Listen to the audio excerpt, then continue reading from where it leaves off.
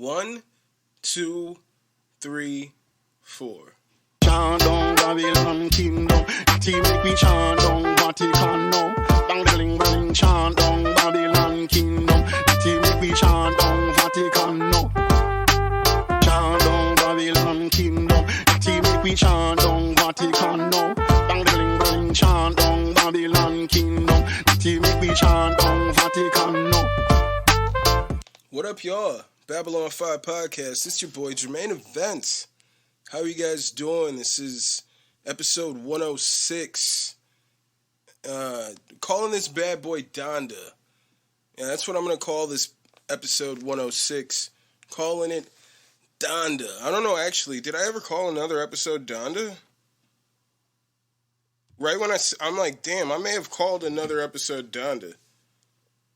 Because this album... No, I have not had another album named Donda. I mean, another project. I don't have an album named Donda. Kanye West has an album named Donda. An album which is named after his mom. Of course, if you guys don't know what Donda is in reference to, it's the name of his mom, Donda West. Rest in peace to Donda, Professor, Dr. Donda West. You know what I'm saying? Rest in peace to Donda West. There was there's a track with her, with like hers talking. I think maybe like there's vocals of her through like in certain parts, but there's like just one where she's just like talking, like I'm Kanye's, I'm my son's mother. You know what I'm saying? Like, y'all made a mistake. Y'all let me say anything I want to talk about. And I am my son's mother. Like, shit like that, I was like, damn, this is so cool. I wish I could have met this lady. She sounds fucking awesome. You know what I'm saying? But then, like, before I go even further, I'm going to even talk about this album. It's 2 hours. 2-hour experience. 1 hour and, like, 48 minutes. I think it was like 1 hour 48:59, so like 1 hour 49 minutes. Jesus fucking Christ. Jesus! You know what I'm saying? Jesus Christ.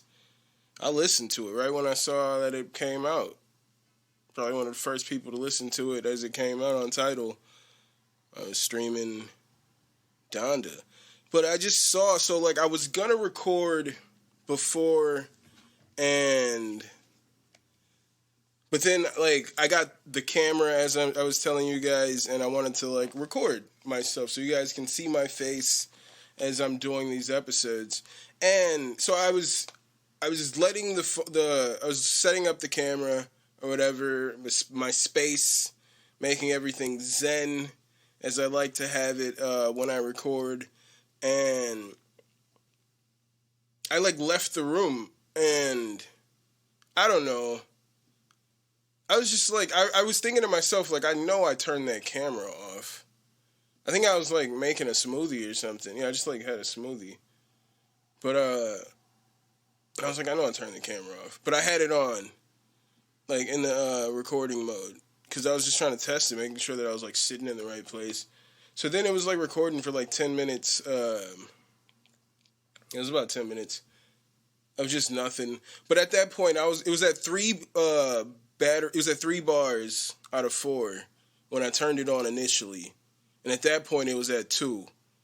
And I was like, fuck, let me just charge this for a bit. So I charged instead of recording about 2 hours ago.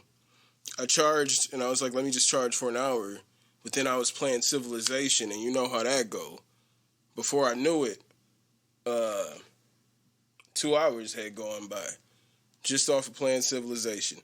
But right before I'm about to start recording now, I see through Mad Static, shout out to Mad Static, a.k.a. James Jones, I see that Kanye West is saying that Donda, or Universal Records, released Donda without his approval. The album was leaked by Universal Records. That 2 hours that I spent out of my life listening to Donda. And I was like, damn, this nigga really put out a fucking 2 hour long album? Are you fucking crazy? Like, right, I think, like, I got to, like, track 4, and I was like, damn, these songs are long. These are some long songs. And then I think I got to, like, track 12, and I was like, yo, what the fuck is going on here? What is going on? I was like, how is this still going on? How am I only halfway through the album? Got up to, like, Remote Control, which is fire. And I'm like, yo, what's going on, though? How is the album still on? Next track, though, was, like, Moon with Kid Cudi. I'm like, okay, that's fire. You're giving me some heat. Oh, shit, hold on. I didn't mean to play that. I accidentally tapped this. I'm not trying to get this whole thing shut down. We all know what happened when I played. Who was that fucking? Was it Weezer? I think it was Weezer. I was like fanboying super hard about that OK Human album. It's a real good Weezer album. If you guys haven't checked it out, or if the episode where I'm playing it is still even up, because the Facebook got shut down after that episode came out. They shut down my Facebook page. So, and I don't know if it would be shut down for any other reason other than that I just played played like half that Weezer album. Alright? I played like half the new Weezer album. Or the old Weezer album. They dropped another album since then. They keep dropping albums. Usually they drop a fire-ass album, and then they'll drop like 3 more in succession. And I'm usually like still vibing with that one album that came out at a certain point when I was ready for new Weezer. So it could be any of those albums at any point, but like, I was fucking with OK Human. Before that, I was fucking with the White Album. You know what I'm saying? Then they dropped like plenty of albums throughout there. I think there was like a Teal album where they did like covers. And like, that was a pretty decent album. There was pretty decent covers on there. Not gonna lie. But back to this. This was a long fucking album. 2 hours, 27 tracks. You know, some non-song tracks, like skits, if you will. I enjoyed it. I mean, I'm a fucking Kanye super fan. You know what I'm saying? I love Kanye. So I knew I was going to love this new Kanye album regardless. You know what I'm saying? Why does Jesus Lord go so fucking hard? God damn. Yo, he got Jadakiss on Jesus Lord Part 2. Who's on there? Who's on this album? Is it Jay Electronica? What song is he on? Jay Electronica went off. Jay Electronica went off. This is a fire album. Alright? If this ain't the official version of the album, it is what it is. But like, fuck, this is some great music right here. Maybe they were gonna cut it down to like maybe fucking just an hour. Fuck. Not 2 hours. Maybe he was gonna cut it down to, maybe he was gonna make it a 2-part album, cause fuck. It's 2 hours long. It's 2 hours long. He's saying there was another song that they blocked off of the album. It was supposed to be a 28th song on this 2-hour album. And I want that song. Don't fucking get me wrong, alright? When you hear me fucking complaining that there's 2 hours and that there was going to be a 28th song on this album, I want that song right now. It's a part 2 to the song Jail, which is the first song on the album, and it features Jay-Z. Jay-Z and Kanye are back together again, ladies and gentlemen. It's time to watch the fucking Throne 2. Hove mentioned it. So I'm hyped. It's the championship, bro. Nigga. Hove mentioned it. It's the Return of the Thrones. He's on the Kanye album.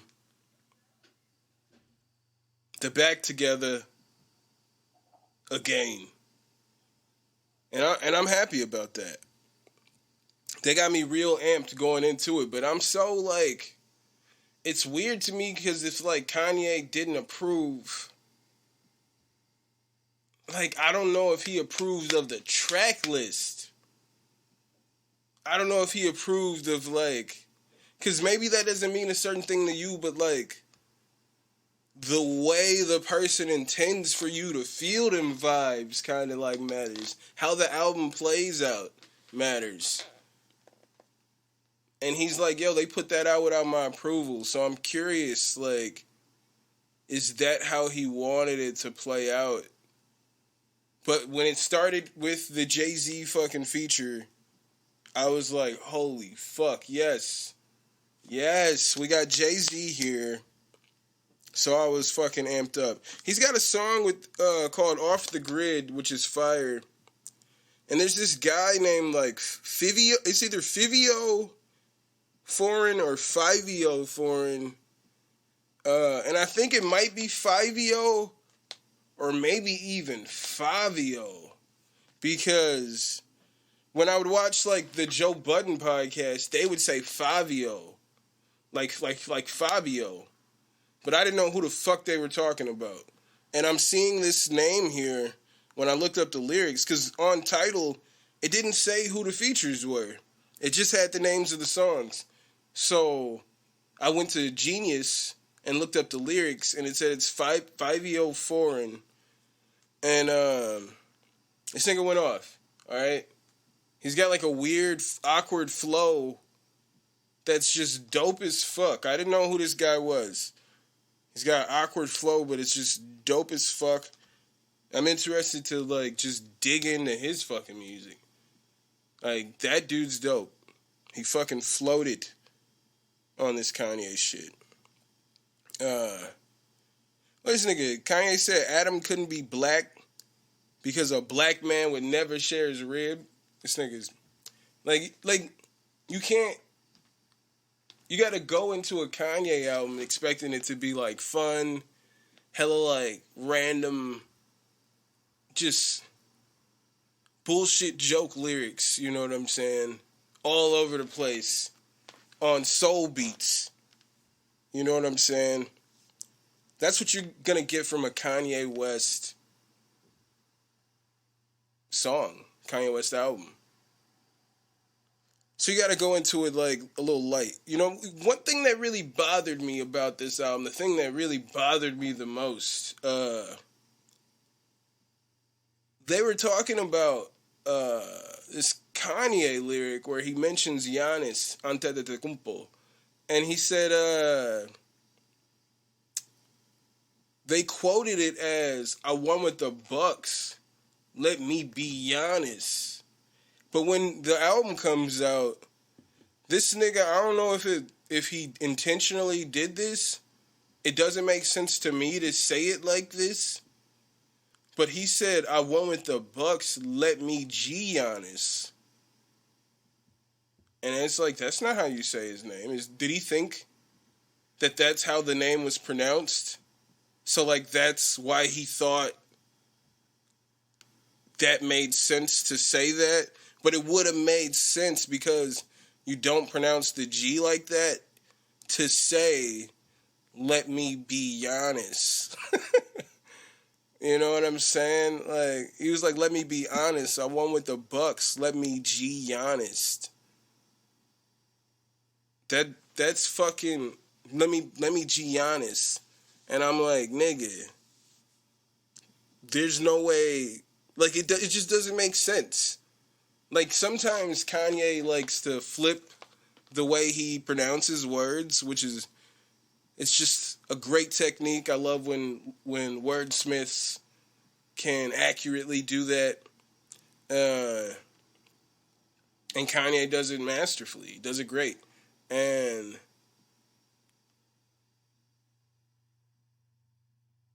you know, I just like dead air there. Kanye flips those words great, but I'm like, he's definitely not intentionally saying Giannis because it just doesn't make any sense with the line that he was saying. So that's fucked up, Kanye.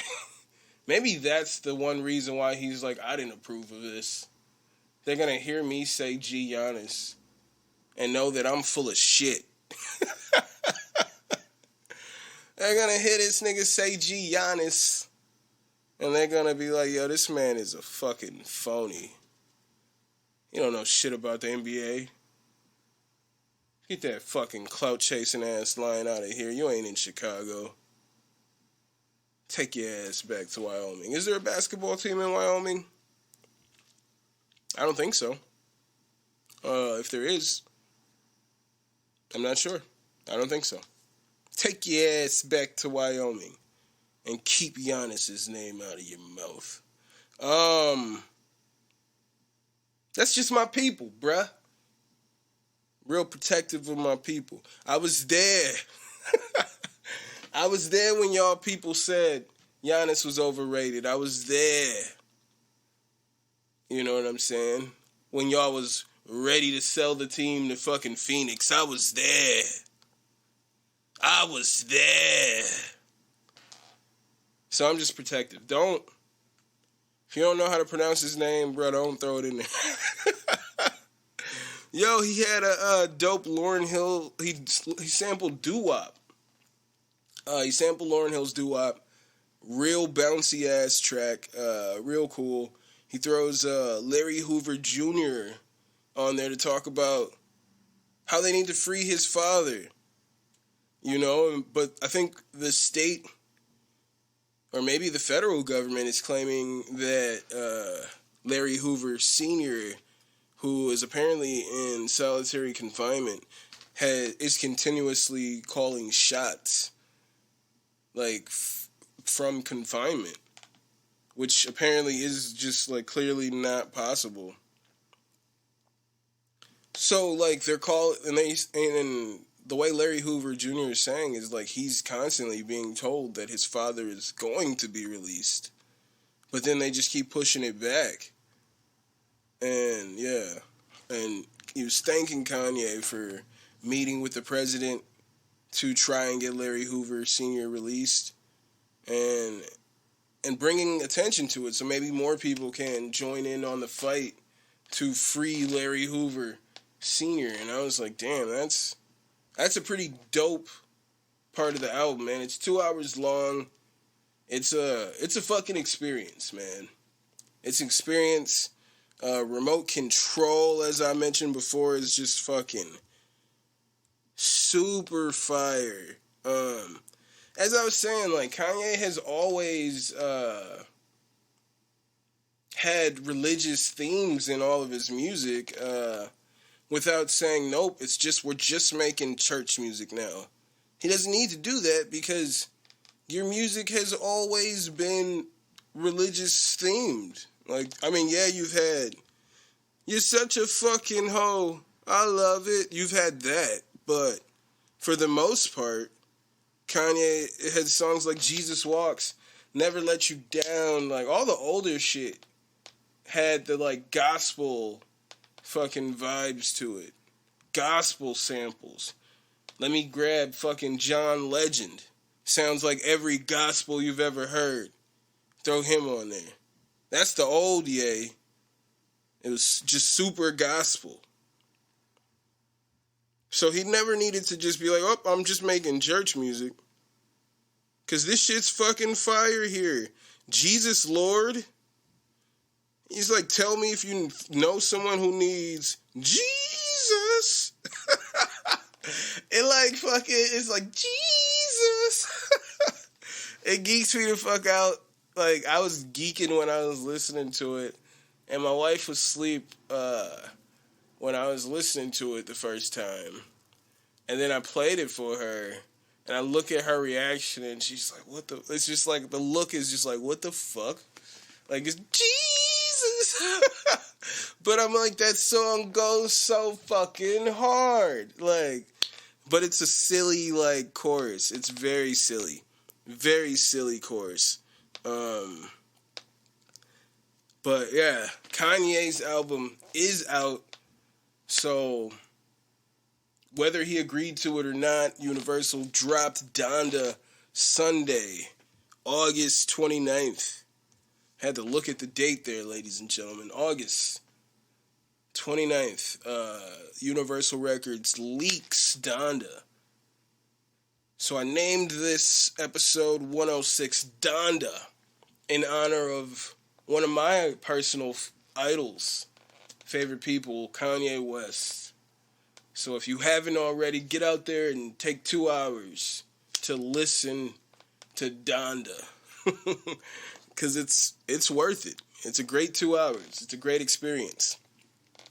But if you guys want to follow this podcast on Instagram and Twitter, it's at Babylon5Pod. You can follow my personal account at My Name is Jermaine. You can email this podcast at Babylon5podcast@gmail.com. You can follow this podcast at Babylon5.podbean.com. You can even listen to this podcast on Podbean, Stitcher, Spotify, Apple Podcast, iHeartRadio, YouTube, pretty much anywhere podcasts stream.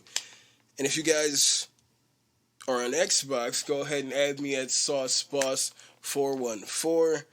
You guys can buy some merchandise. Go to teespring.com. I wish I had some on right now. Go to teespring.com/stores/BOFpod-shop. And then you guys can not just be my Negroes, but be my patrons. Be my patrons. Go to patreon.com/Babylon5Pod and be my patron, as I told you guys. Not my matron. Be my patron. But as I told you guys, like the King Latifah that I am, I brought down the tiers, ladies and gentlemen. It's just $1. Just $1. If you want to be a patron. If you want to be a patron, ask questions. I don't know. I was like, because you're not a shot caller. You're definitely not a shot caller by being a patron, but your feedback is cool. Like, if you niggas became patrons and then you commented on some shit or asked a question about some shit, I could, like, respond to it. You know what I'm saying? That's how that works, ladies and gentlemen. No shot callers. But it's a little mailbag. Mail time, if you will. It's hot as fuck in this apartment. We have air conditioning, but it's in the bedroom. And I record this in my man cave, if you will. So, yeah, it's hot as fuck in here. I got the windows closed as to keep noise down, noise pollution. But I'm hot. I'm just hot. Why am I mentioning that? Well, I'm recording this on camera, so you guys will see my face, as I mentioned before. So I'm mentioning that because I feel like in a second here, I'm going to be sweating pretty profusely. That was actually another reason why I was, like, not recording, because I took a shower, and then, like, I just started sweating profusely. And I was like, oh, let me just dry off again, maybe like that. And it was like, nope. You're just going to sweat and sweat and sweat. And I was like, I don't know what's going on, but, like, let myself calm down while the camera charges, because I had it on. And, yeah, I took a shower. That's what I was doing. And then I drank a smoothie. But I had the camera on, and it was like, fuck, I'm sweating hard. And, yeah, so I don't know. It's going to happen. It's gonna happen. If you're watching this video, hopefully not. Let me just try to. It's coming. Getting sweaty. It's hot as fuck in here, ladies and gentlemen. What's the temperature today? So to give you I guess like Wisconsin. It says it's 84 degrees. It feels like 86, but you guys just don't understand this level of humidity. I live on the east side here, by the lake. I don't know how this shit works. Because I know when I lived in Madison, surrounded by a bunch of small lakes, it was unbearable humidity. Just unbearable. So muggy. You didn't want to be anywhere except like a grocery store, somewhere with air conditioning throughout that whole shit. You didn't want to be outside at all. You didn't want to be at your home, because most of us fucking poor college students had no fucking air conditioning. You didn't want to be home. So right now isn't that bad. I've lived through worse, but it's muggy. I remember my wife and I were coming upstairs, and I'm just like, it's thick in here. It's fucking thick in the air. She's like, hell yeah, you could like, it's fucking humid. You could just feel the air. Had a musk to it. It was nasty. It was thick. It was thick in the air. It was musty to the motherfucker in there. Ugh. I mean, I guess it's like around the time you got college students moving into this building and shit. So it was musty in that fucking hallway. It's a thick must of college students and their old parents, their old white parents moving in to these buildings. Shout out to you guys and your old white parents in that musty ass fucking hallway. But it was thick. It was thick. I had to climb. I had to cut through it to get into the apartment. But I got here, ladies and gentlemen. I got here. But let's get to the real point here. The real point here being is that Still Bitter is mixed and mastered, ladies and gentlemen. It's ready to go. It's ready to go. My thing here, where I sit, I'm not sure what's the best way to deliver it. What I'm going to do is at least shoot one video. There's only 4 songs. It's an EP, if you will. And so there's at least going to be one video, if not a video for all, because, like, depending on who I work with to do the video for the song that I have in mind, like, maybe we could work together and, like, do something a little more cohesive with all the songs, rather than me working with a bunch of different people and just random different videos. Why don't we tell the story of my bitterness? As I said, this album is called Still Bitter. And, I touch on a lot of things. That I've been bitter about, or have been bitter about. I don't know if I'm necessarily today still bitter about them, but they're things that I've been bitter about. And that, for me, I feel like, it's like one of those things, like, you ever, like, are so upset about something, or so concerned about something, and then once you're able to, like, just get it off your chest, just say it out loud, it's like, whew, the weight is lifted. And it's not that even serious as you were thinking, once you finally just, like, said it out loud to someone. So, I don't know if today I'm still as bitter about the things that I'm expressing on this project, bitterness about. I would say I'm a lot less bitter, and I've moved on to the Zen stage of it all. Like, I just don't care. I just don't care. And you know what I'm saying? And I think I'm pretty sure my next project is gonna be happy.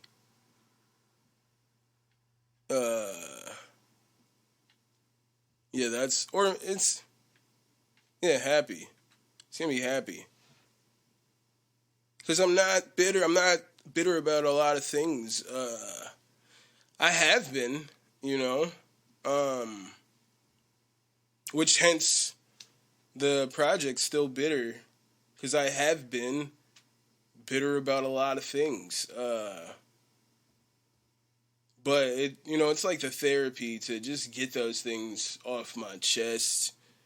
It's not like I'm out here like, fuck this nigga, fuck that nigga, fuck that nigga, fuck you, you're cool, but fuck you, I'm out. I'm not on the album, not on this project. Like, I guess niggas is gonna call it an EP. I'm calling it an album. It's a work of art as it is. Hey, BB Cakes. It's a work of art as it is, you know what I'm saying? So, like, I don't know. I just don't know.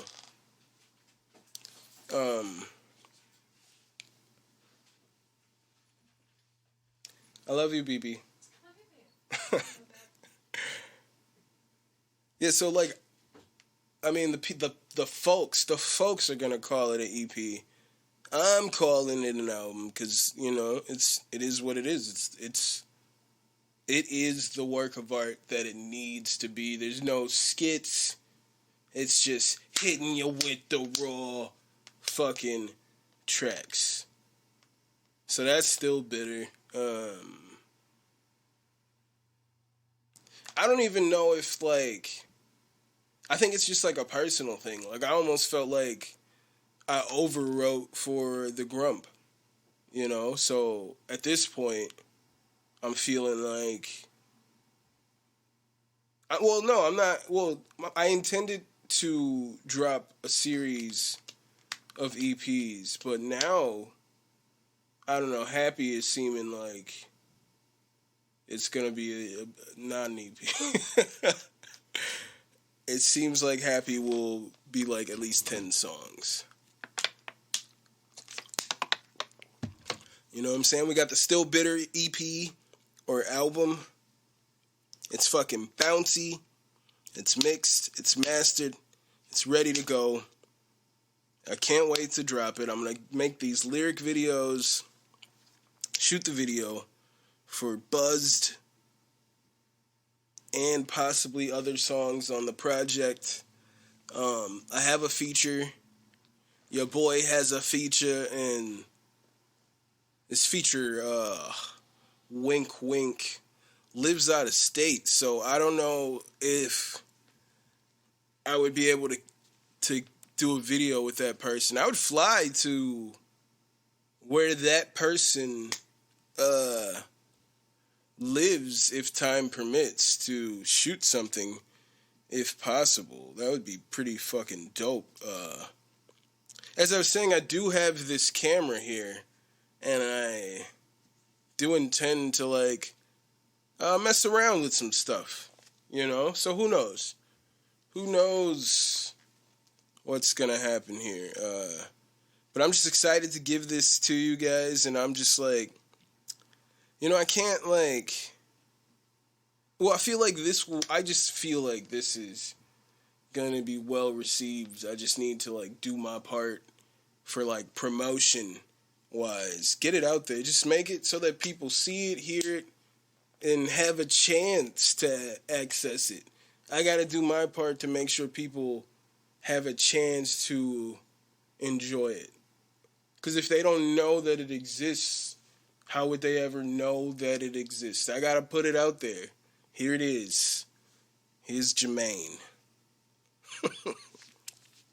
But I was saying I can't really express, like, my appreciation for Andrew Jambura, who is my engineer. Just everything he does to, like, take my, like, raw ideas and just, like, bring them to life. Makes it into, like, real shit. I'm writing it, and I'll record demos here, and I'll just be like, man, I don't know. And then I go there, and I record it there, and he gives me the mix and master, and I'm like, holy fuck, he made it sound great. I sound cool all of a sudden. It's like, I don't know how to do any of that, but like, he just is so great at what he does. He takes my ideas and he really fucking makes them into what they should be. You know what I'm saying? So words can't really express how great he is. If you guys need to work with a fantastic engineer, it's definitely Andrew Jimbura at Silver City Studios, ladies and gentlemen. That is the place to be. That is the place to be. So, Still Bitter's coming real soon. I mean, it's August 29th now. I got the cover. So, as I'm thinking, I just got to make, like, lyric videos.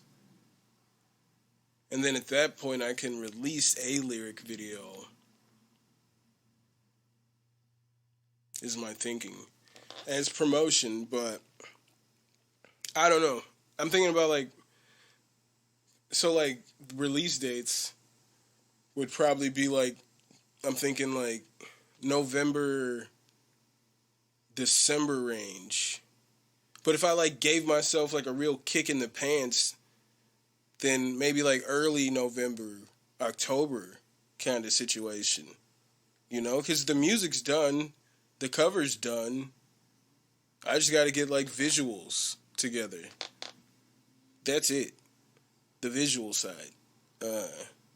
And I didn't even, like, expect that I was going to get the music back this fast. Because I figured, like, he'd be working with a lot of artists. And he mentioned he was. And I figured he was because, you know, they had shut down for a while because of the pandemic. And now everybody's roaring to record some new shit.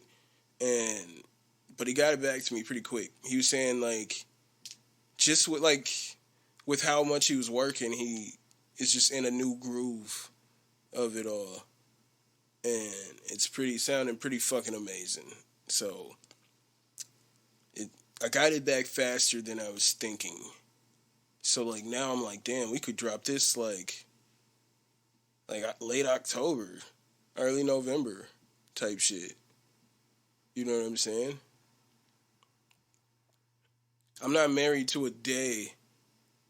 I've seen motherfuckers start releasing their albums on Fridays and shit again. Like back in the day. They switched it to Tuesday and now motherfuckers are doing Fridays again.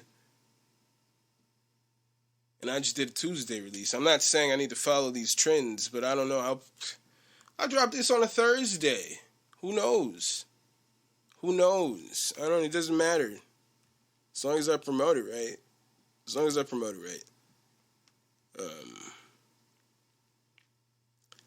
They announced UFC 268, which is headlined by Colby Covington versus Kamaru Usman 2, and the rematch between Rose Namajunas and Zhang Weili 2. That's happening at UFC 268. We also got the return of Al Iaquinta versus Bobby Green. I think that's going to be a terrible fight for Al Iaquinta in his return. We also got Justin Gaethje versus Michael Chandler. That is going down. One second here. Let's. So you got, headlined by, just going back, looking at this card, the full card that's announced so far. You got Kamaru Usman versus Colby Covington to headline. Then the co-main event, Rose Namajunas versus Zhang Weili, which is, I don't think it's going to be too different from the first fight. If I'm going to talk about that fight for a second, I don't think it's going to be too different from the first fight. Since that first fight, Zhang has made about 100 excuses, like it's Deontay Wilder's shit. She's made 100 excuses as to why she lost that fight other than the fact that she just wasn't the better fighter. She feels like she is the better fighter, but there was just a number of other things. Like she said, Chris Weidman, he broke his leg in the fight right before she fought. She said watching that happen, like, shook her focus. She was no longer focused on fighting. That's why she lost. That's one of the reasons why she lost. She was saying, like, it was an early stoppage. She was saying all kinds of shit. There's all kinds of excuses. So, with all those excuses and no acknowledgement to the real holes in what caused her to get finished, I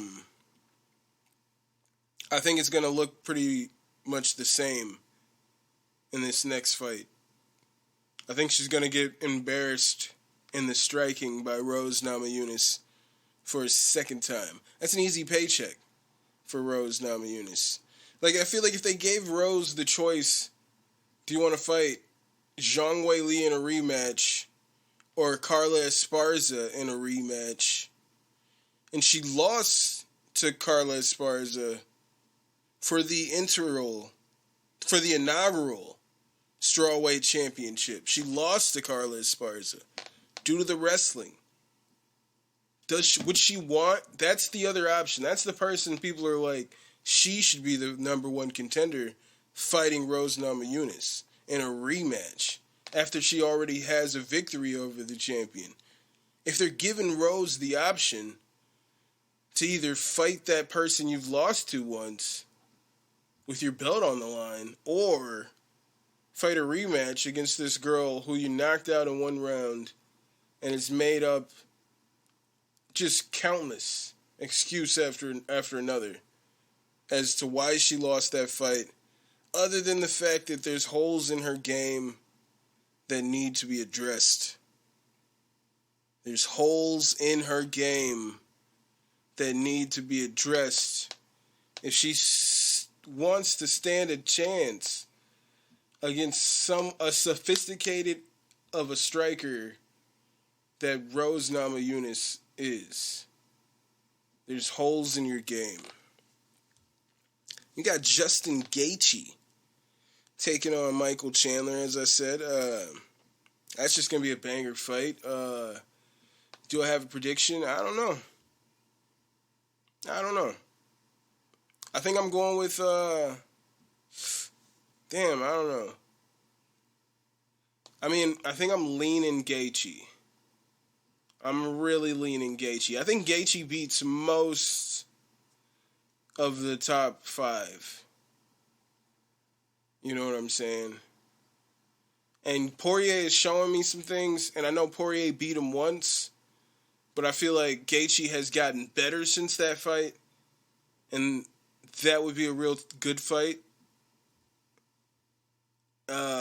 But I think Gaethje beats almost everybody in the top 5. I think he could beat Oliveira, but I think Oliveira could beat Gaethje. You know what I'm saying? There's certain factors for both fighters where, depending on where the fight ends up, you know what I'm saying? This fighter has the advantage. They're just depending on how it plays out. Sure, you're going to go in there with a game plan, but it just depends on how things play out. So that would be a crazy fight. So, as I'm saying, I think Justin Gaethje is going to beat Michael Chandler in this fight here. When we've seen Justin Gaethje gets finished, it's not like people are just coming in with one punch and just knocking Justin Gaethje out. Like, nah, it's usually like over the course of rounds of a war, Justin Gaethje's tired, you've worn on his cardio, and then you're able to catch him. That's usually how Justin Gaethje has been finished outside of Khabib. That's how Gaethje has been finished. And I don't see that happening in this 3-round fight. Because, listen, one X factor here that I think is going to be glaring, right?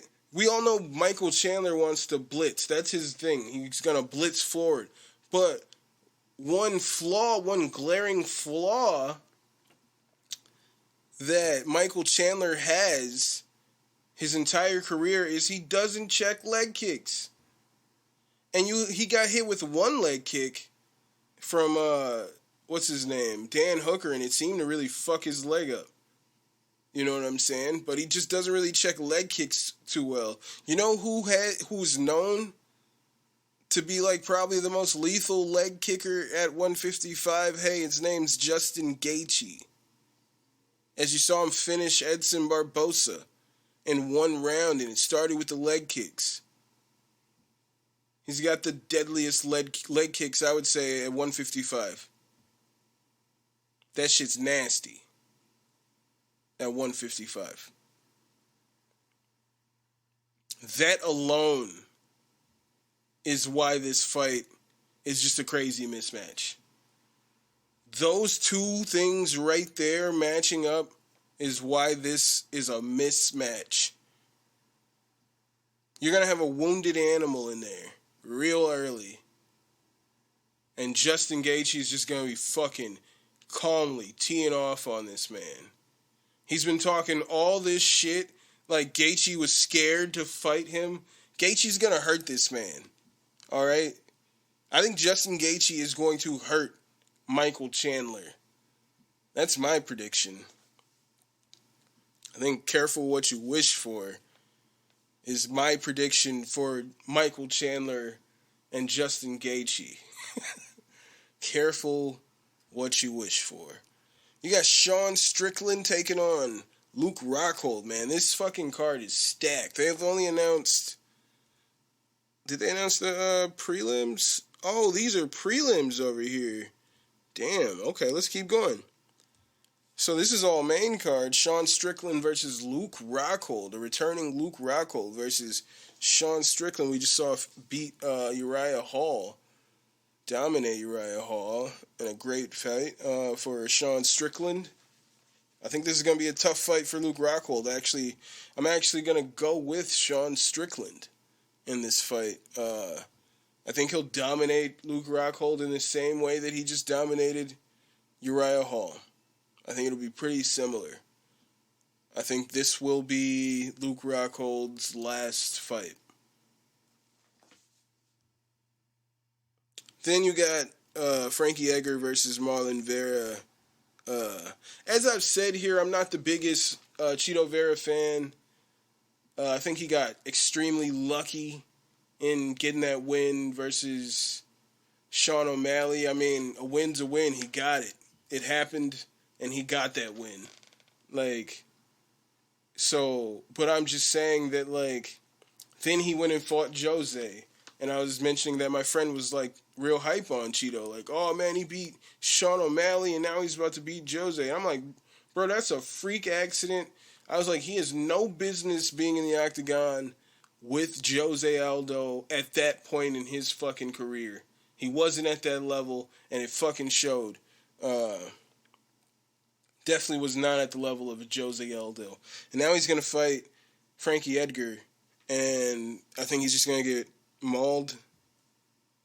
I think Frankie's going to come together, just try to box, but more than anything, he's going to want to wrestle.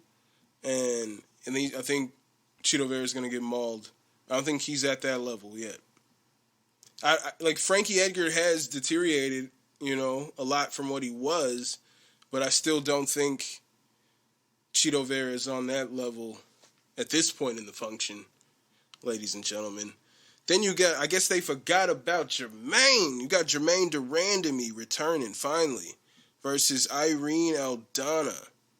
That's going to be a banger of a fight. I'm going to go with Jermaine Durandamy. I think she's going to be just too big, too powerful, too sophisticated of a fucking kickboxer. I think she's just going to dust Irene Aldana up. Just dust her up.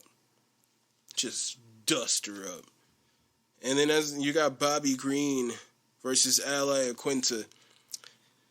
Yo, I think when I've seen I've seen Al Iaquinta fight live here in Milwaukee. I've seen him. I was, on the floor right there, row 3, and because they sold out of the other shit. But I was there. I've seen him live. I've seen him win. He won that fight. He beat Kevin Lee, who we're going to talk about later here, man. And but then since that fight, I've seen people just jab Al Iaquinta to death. And he just keeps coming forward. Bah! Head getting snapped back by the jab. Bah! Saw it with fucking Cowboy. Cowboy jabbed his fucking nose off. Comes back to a return fight. Fights Dan Hooker. I believe that was the order of succession there. Fights Dan Hooker. Gets fucking jabbed to fucking oblivion. And has no answer for the jab. He just can't see it. Bobby Green has great boxing. And I believe he won his last fight. He's already booked for his next one. I believe he won his last 2 fights, but the judges, unless he was finished in the fight before that, but the judges have taken it. I'm a big fan of Bobby Green. I think his boxing, as I'm saying, I've watched Al just not see the jab, just not know what to do to get out of the way of that jab. His head just stays there on the center line. So I think that's going to be a real bad fight for Raging Al Iaquinta. I think it's going to be a bad fight for him. But I'm going to watch it. I'm excited. And this is my thing with all these fighters, and I know I didn't do a prediction for Colby Usman because I don't need to. But here's my thing. I can do that. I mean, I'm going to once again talk about these fights in like 2 months or whatever when this pay-per-view happens. So I'll have more of an opinion then. But even as I'm saying, with Al Iaquinta, for me, it's just like, if my opinion of you is that, or of him is that he can't handle, he doesn't know what to do with the jab, he doesn't know how to defend against it, he doesn't move his head, and I feel like he's going to get dominated in this fight. I love it when I watch the fight and the opposite happens, where I think this is a glaring hole, and then he comes in there, and you see that he's worked on it. He's seen that that's a problem, and he's worked on it. This is something that has been used against him repeatedly, and we've seen it. There's film here. People have the formula on how to beat you. They've done it. So you got to address these holes and try to improve. So, like, we haven't seen him in a while, and I would love to be proven wrong because I was a big fan of Al, I was rooting for Al when he fought here in Milwaukee against Kevin Lee. I was rooting for Al. But I don't think he's going to win that fight. We just had UFC Vegas 35, headlined by Edson Barbosa versus Giga Chikadze. And that was a pretty good fight. As you guys saw on Instagram, I went with Giga Chikadze to win this fight because I was looking at the level of competition. Like, I mean, if you're more of a UFC guy and not more of a combat sports guy, then you probably aren't too familiar with Glory kickboxing, and you don't really know the level of striking that Giga Chikadze is potentially going to bring to this fight.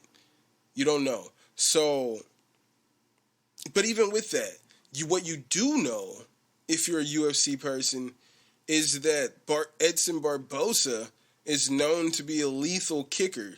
Super fast spinning attacks. He'll knock people out. Like, he's known for this, right? But he's usually like 50-50. He'll win some, he'll lose some. You know what I'm saying? So what I'm looking at with Barbosa is like the wins and the losses. He's got wins against like Shane Burgos, who's just like a terrible striker. He's just a sloppy striker. Leaves his head there on the center line, just ready to get hit. And he just, like, takes punishment, Shane Burgos. He just keeps rocking forward and relying on his chin. And as we saw, his body gave out on him against Barbosa. But as I was saying, like, when you look at Barbosa, yeah, he's known for being this flashy striker. But when he's up against anyone who's just even a little bit of a credible striker, they usually win that fight. They're usually able to win that fight against Edson Barbosa. You know what I'm saying? When you think of Paul Felder, are you thinking of Paul Felder as lethal of a striker as you would think of Edson Barbosa? But Paul Felder, being a better technical striker, was able to defeat Edson Barbosa. You know what I'm saying? So that's why I went with Giga Chikadze. I'm looking at, I don't care, people are like, oh, Emmers gave Chikadze problems. It's like, yeah, maybe one of the younger guys did give him problems. Young up-and-coming guy who's fighting probably in a way he's never seen before. I could understand that, but he's got hella footage on Barbosa, and he's a different level of striker than Barbosa usually has success against. So I had to go with Chikadze, and there was no glove touch from Giga to start the fight. He just chose not to touch his glove. It was pretty even in the striking, but Giga was landing more in the first round, so I gave the first round to Giga. Giga's landing fucking... Edson hurt Giga's calf with a kick in the second round. And he's attacking the body, and it seemed like Giga was starting to slow down a little bit. Chikadze drops Barbosa. He's just coming on strong in the third, just really put it on him and finished Edson Barbosa. But Barbosa was like protesting the stoppage. And then they look at the replay, and there's no protest necessary in that stoppage. The TKO, third round TKO for Giga Chikadze. Man out of Georgia. Not not American Georgia, but the country Georgia. Out of Georgia. And he calls out Max Holloway. So I would love to see that fight. Max Holloway calls himself the best boxer in the division. I know Barbosa was campaigning to fight Max Holloway, but I think we know how that would have finished because Max is a very credible striker, and he would have fucking disrupted everything Barbosa was trying to set up. It would have finished him. But I don't know. Giga looks pretty amazing on the feet. I don't know what he'd look like in there against Max Holloway. Not just yet. I'd love to see it. So maybe we get that fight at some point. Giga Chikadze versus Max Holloway. So, in what could be a very unfortunate turn of events, Kevin Lee dropped a fight to Daniel Rodriguez. I mean, it's not important to anyone, but I scored the fight for Lee. I gave the first round to Kevin Lee. He got a takedown. It was otherwise even on the feet. But it didn't seem like when he got taken down, Daniel Rodriguez got taken down, and it seemed like he didn't try to get up. He didn't know what to do off of his back. So I gave that first round to Kevin Lee. Kevin got another takedown with 3 minutes left in the second round. But Rodriguez got this real cool sweep, just swept that nigga. And then he ended up on top. But Lee was able to get up with no damage. And then Rodriguez was starting to land heavy strikes on Lee. Lee was starting to slow down a little bit. Lee got wobbled with about 15 seconds left and almost finished in the fucking second round. But he hangs on. He shoots literally and hangs on for dear life and was able to survive. So I gave that second round to Daniel Rodriguez. Now in the third round, Lee looks tired, right? And his actions were labored. But Lee dropped Rodriguez, okay? Lee drops Rodriguez with a leg kick. And Lee gets taken down. Lee drops him. All right, Lee drops Rodriguez with a kick. Then Lee takes Rodriguez down. So not only did he drop him, but he got a takedown in the third. But Rodriguez was able to get up. And somehow, even after dropping him and getting a takedown in the third round, I scored that third round for Kevin Lee. Am I not seeing what happened in here? But they gave it to Daniel Rodriguez. And unfortunately, when in the post-fight press conference, when they're talking to Dana White about the future for what's next for Kevin Lee, and he says that's a thing we will get together on Tuesday and talk about and figure out what's next for him, here or not here. They're potentially going to release Kevin Lee. I think that would be a mistake for them. I mean, I think there's success there's success everywhere, man. You know what I'm saying? If you go to Bellator and win a championship in Bellator, you're going to be proud of yourself for being Bellator champion. You're not going to be like, well, it's not a UFC championship. You're going to be proud of yourself for winning a championship, for being a championship of the promotion that you work for. Thank you to that promotion, if it's Bellator, if it's PFL, for believing in you, giving you the chance to come here and do this, while other promotions did not. You know what I'm saying? So, if they do end up releasing Kevin Lee, I think it would be a loss, a big loss for the UFC. And I think there would be no shame in him moving on to different promotions and doing whatever he needs to do to be successful elsewhere. That's what I think. There's no shame in it. You had the Ultimate Fighter Championship between Bryce Battle and Gilbert Urbina. It was supposed to be Bryce Battle versus Tresean Gore, which would have been a crazy fight. But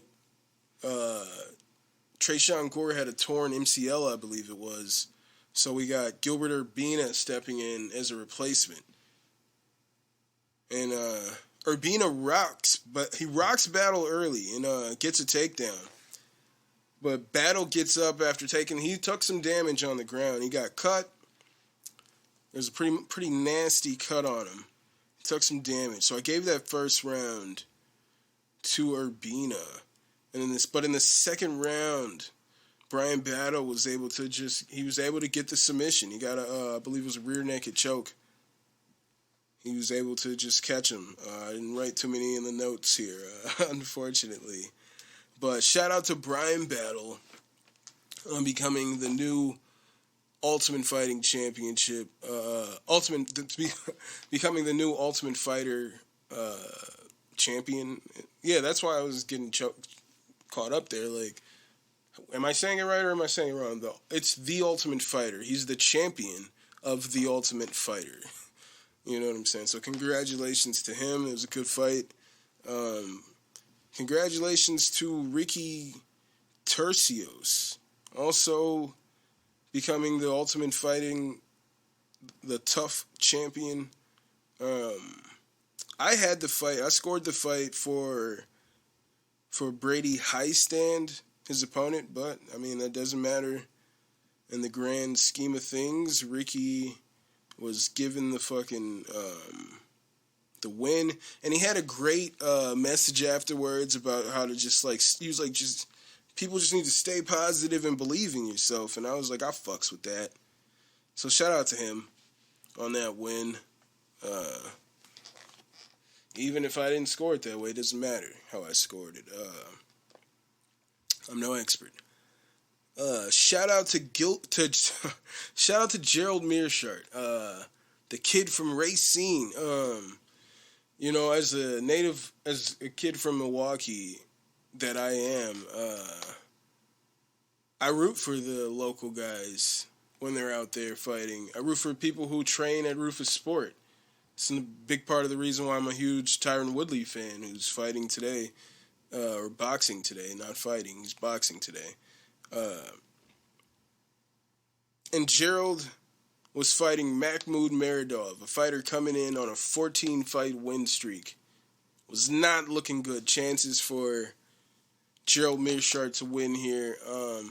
And he was getting rocked in the first round. I believe he was almost finished. He looked like he was hurt pretty bad in the first round. But he was able to his chin looked much improved. He was getting caught with some pretty heavy punches. His chin looked much improved because it was tested. This Mahmoud Meredov dude was all over him that first round.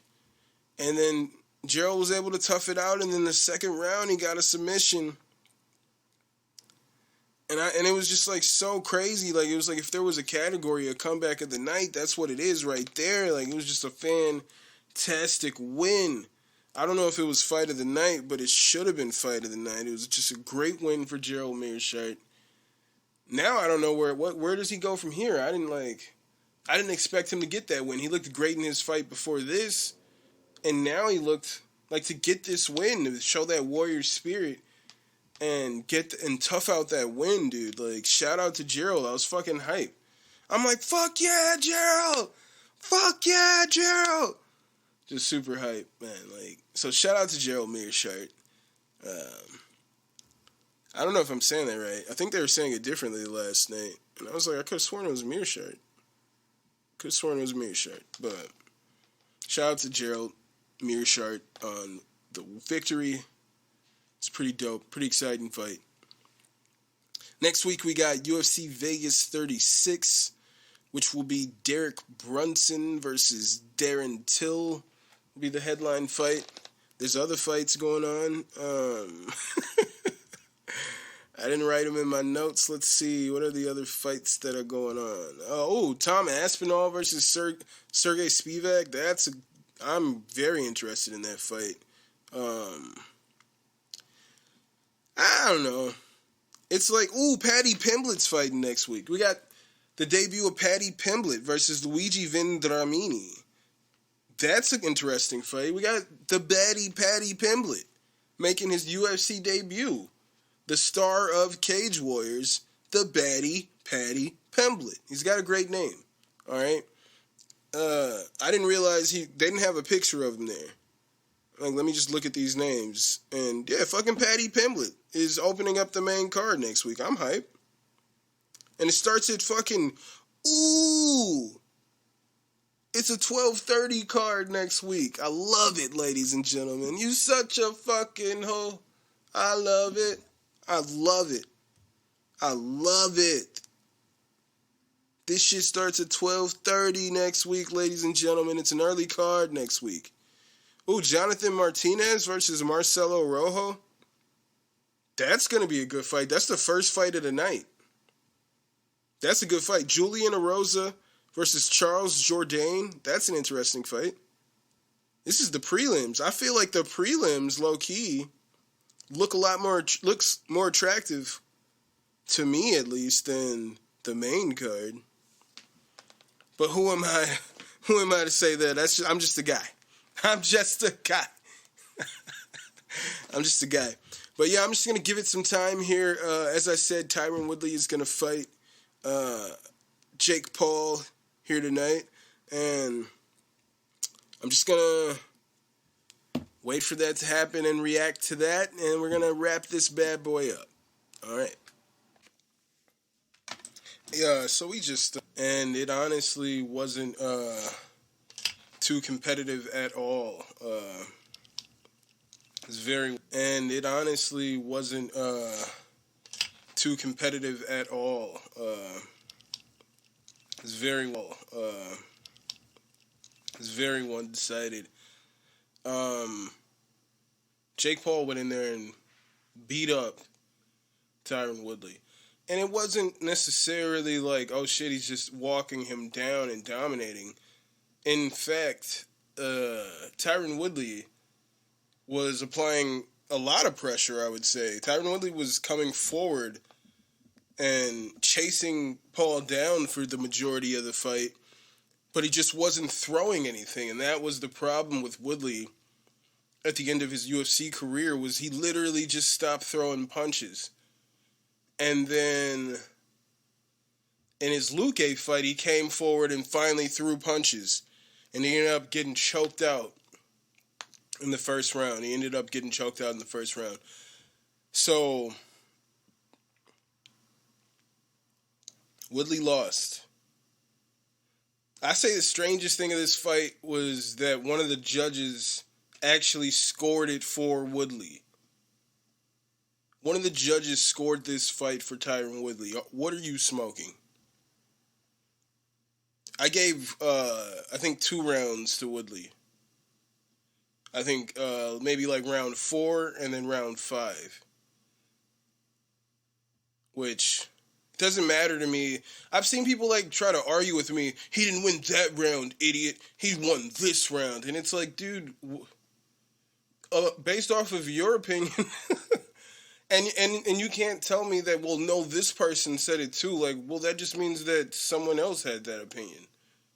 And judging off of, like, that's the whole thing. Like, there's 3 judges because people are going to have different opinions of what we're seeing there. That's why there's 3 judges. If it was just one thing is what's happening there, if we're all going to see it the same way, then you would only need 1 judge, because there would be only one thing that could be seen as happening. You know what I'm saying? It wouldn't in any way, there wouldn't be a need for 3 people to judge it, or multiple people to judge it, because clearly it should only be seen one way. So it's really silly to me when people, like on the internet, they'll come at me like, that person didn't win those rounds, he won this round and that round. Like, even if they've scored it the same way as me, they'll argue with me if I didn't score the exact same rounds that they scored, is what they'll argue. It's pretty weird. I usually just block those people. I don't need that ignorance in my life ever. But yeah, there was no glove touch from Jake Paul. I didn't. It literally just ended. I didn't listen to any like post fight talks. I'm not necessarily interested in seeing Jake Paul fight anyone else. I'm not really interested. So I was hoping Woodley would win tonight, and this would pretty much end it all, but no, Jake Paul won, beat former UFC champion, who was a champion, 2 years ago? Now he's not, and he just lost. He just got beat up by the Disney kid, Jake Paul.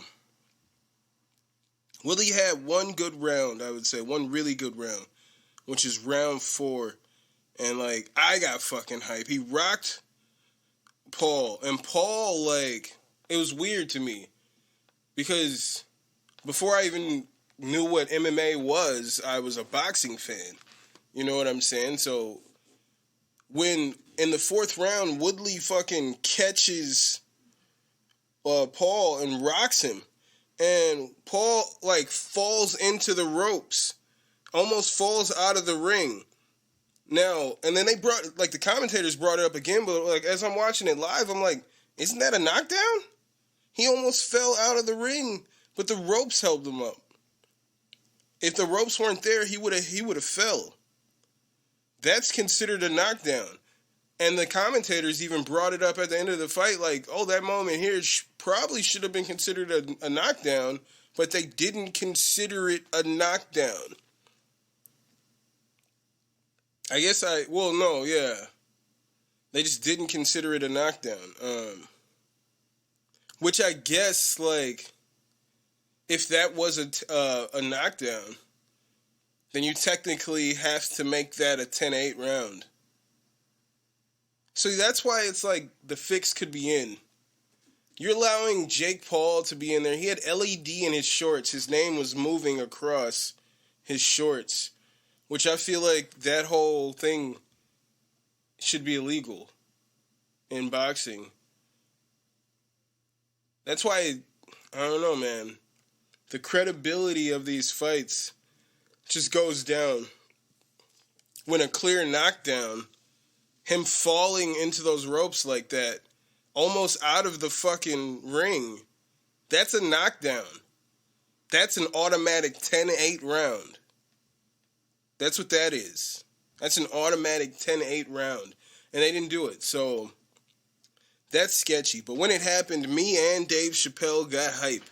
Because you can't have a big event without Dave Chappelle being an audience. It's not a big event unless Dave Chappelle is in the audience. Niggas try to talk to me about the Stanley Cup fight. I'm like, was Dave Chappelle there? Then I guess it wasn't that important. But yeah, we watched Tyron Woodley, I would say probably what is the end of his career. In combat sports, at least. He, leading up to this fight, he's like, you never know who's going to be calling on Monday. And he's saying he was going to knock Jake Paul out. We just got the same old Woodley that he was at the end of his career in the UFC. Just failure to launch. Just not pulling the trigger, not striking when he needs to. And it cost him here again. It cost him against YouTuber Disney kid Jake Paul, unfortunately. Unfortunately, man, he looked bad. I'm not gonna lie, he was getting caught with this check left hook. Jake had this fucking nasty check left hook. He kept catching Woodley with it. He was snapping Woodley's head back with a jab. The stiff jab, like, ooh. Woodley did not like that jab. The looks on his face when he get hit with that jab, that was a stiff jab. He got beat up in there. He got beat up in there by Jake Paul. So, I think this should be the end of Woodley's combat sports career. I mean, from what we've seen, man, he's just literally not throwing punches in his fights. He's literally just not throwing punches. You got his cornerman, like, listen to me. You have to throw. Don't just sit there and wait and, like, let him do it. You have to go there and be first. Please. Please listen to me. You can go. You can win. You have to just go in there. Like, they're just trying to please. Please go in there and fight. Please, Woodley. But he just won't throw punches, so.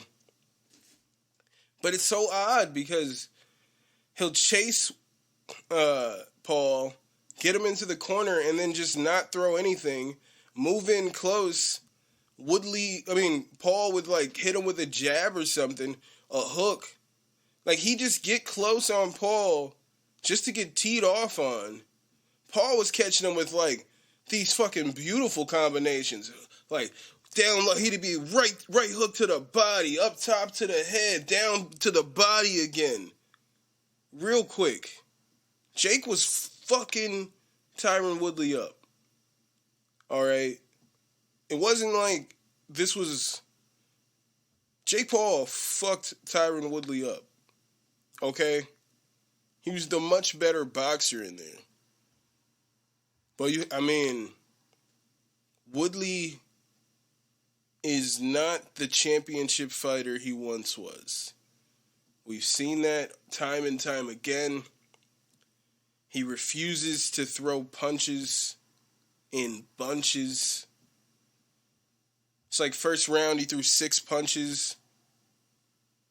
Like, I don't know, man. It's just, I don't know. He's just not throwing punches. So, I think this, of my personal opinion, should be the end of Tyron Woodley's combat sports career. It's unfortunate that it had to end this way, but it did. He was confident he could go in and win that fight, I'm sure. I'm not saying it. I would much rather hope that fight was fixed than to have to face the fact that Tyron Woodley, former UFC welterweight champion, was once considered one of the best welterweights of all time, just got beat up for 8 rounds by Jake Paul. And he's just not that fighter anymore. It's done. He needs to stop. No bare knuckle. Definitely no bare knuckle. That's what I'm saying, like, he's got to just stop because he can't really do any sports where he has to, like, throw hands. If he wants to, like, to be like a ADCC world champion, if he wants to chase being like jiu-jitsu world champions, I think that's admirable. I think that's very admirable. A man of his age. It's very admirable. So, no more striking. I think that's done for Tyron, I hope. Because he just got his ass beat by Jake Paul.